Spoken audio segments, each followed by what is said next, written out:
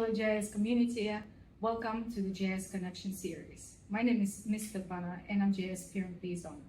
Today we are going to dive into a topic we're calling Math Talk. And as you can see, Mr. Reilly, our NYP math teacher, is with us today. At GIS, we believe math is more than just getting the right answer. It's about thinking deeply, solving problems in different ways, and being able to explain your reasoning.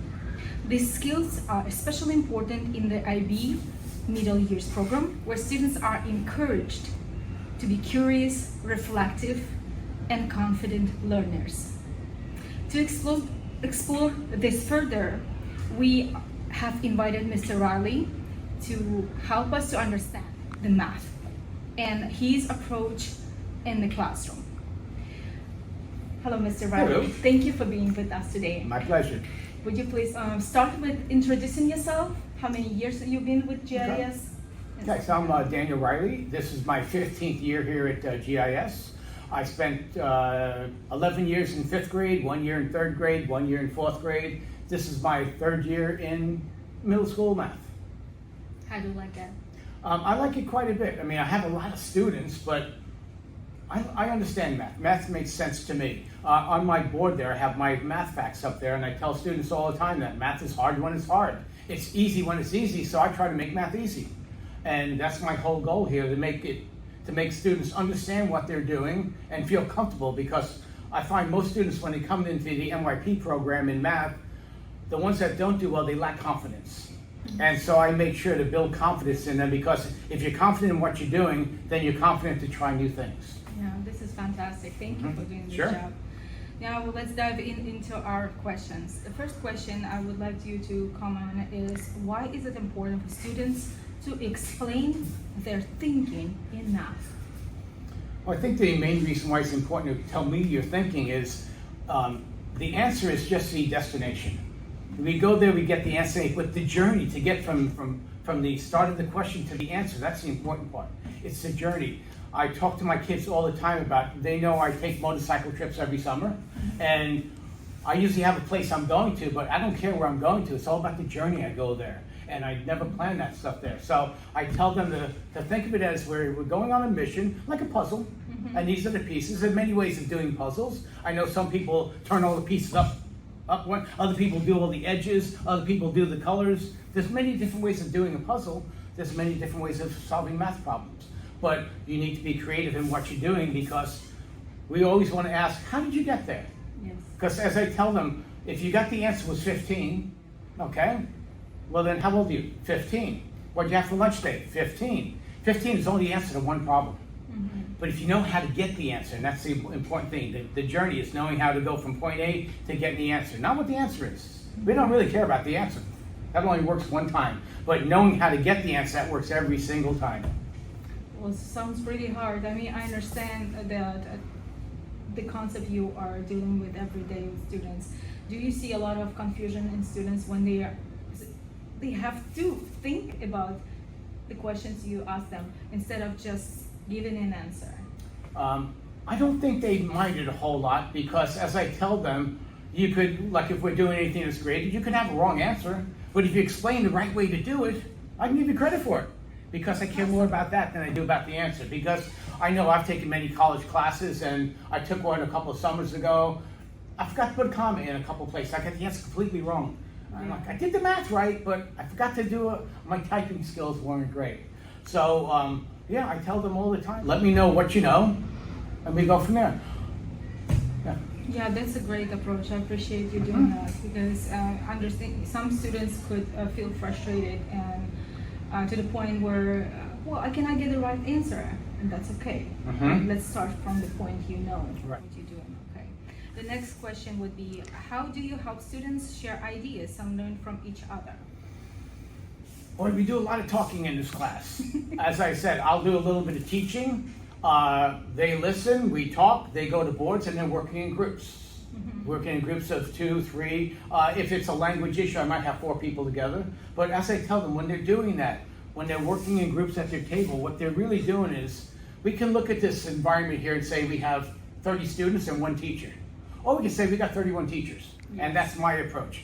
You're teaching each other.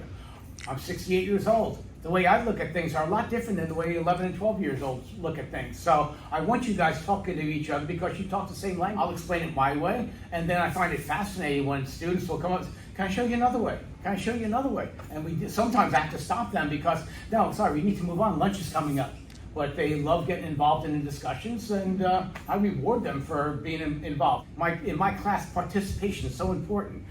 One of the things I have up there says good students. They do three things. They pay attention, they ask questions, and they do their work.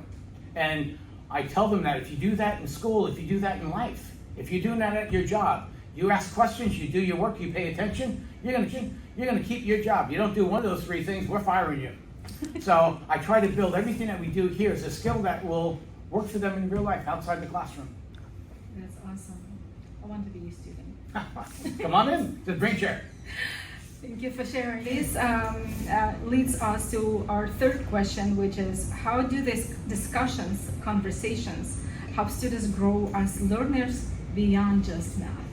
So again, I've had many different careers. I owned restaurants for 20 years. I did construction for 10 years, transmission repair shop a couple years, food sales for 5 years, worked in a factory for a while. So I've had lots of careers before I got into this career. And I'm always making connections for how this works in jobs and such. I talk to them all the time about jobs. I also tell them that it's okay to challenge people. Whenever we're doing any problems up there, somebody will put an answer up there. And I'll say, do you want to challenge that? And the hands go up.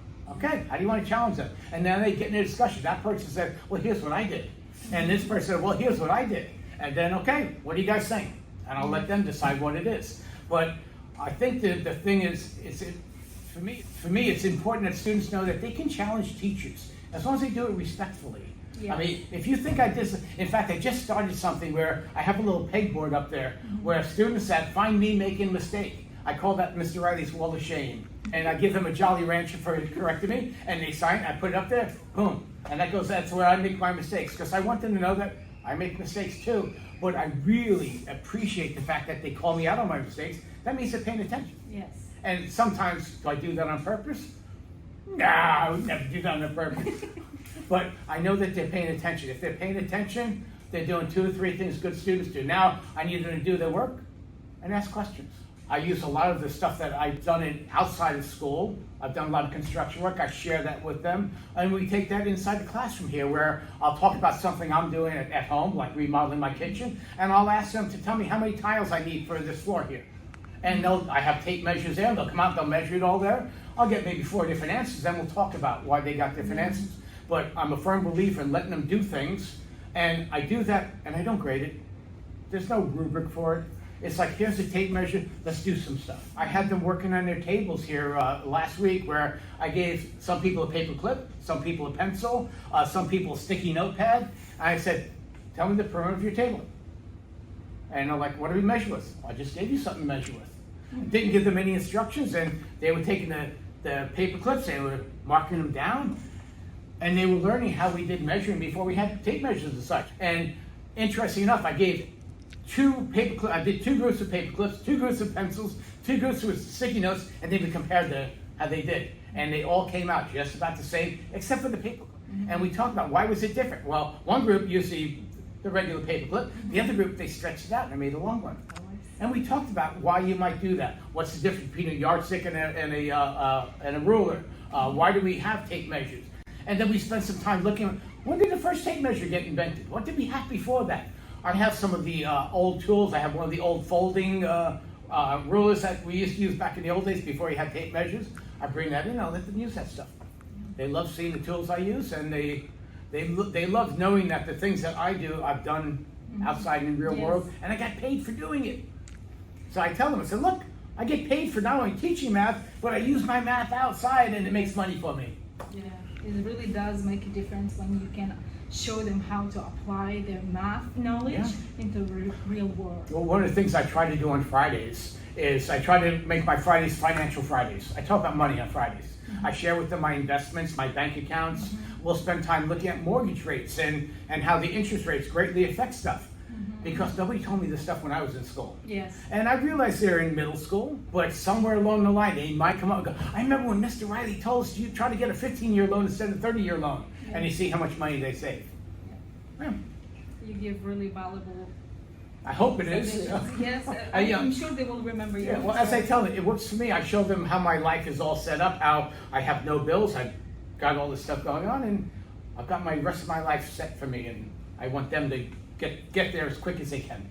Thank you, Mr. Reilly, for being here. Thank Certainly. you for doing such a wonderful job for your students and leading them by example. My pleasure. Thank you. Okay. And thank you, everyone, for being with us today. Hope to see you in the next section. Bye-bye.